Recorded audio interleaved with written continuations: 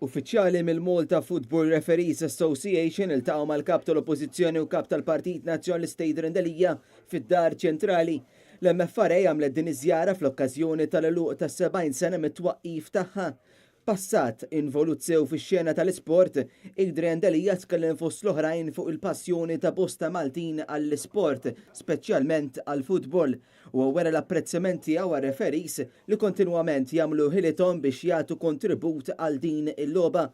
Alexej Tabone, president tal-MFRA, mexxa d-delegazzjoni ta' referees fej fost l-oħrajn elenka s-sagrifiċċju li huma jagħmlu meta huma jqattaw ħafna ħin fil-ġimgħa jaħdmu biex jagħtu servizz.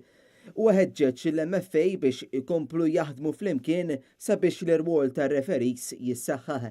Preżenti għal din il-laqgħa flimkien mal-kap Idr Endelija kien hemm il-Viċi Kap tal-Partit Nazzjonalista David Aġus.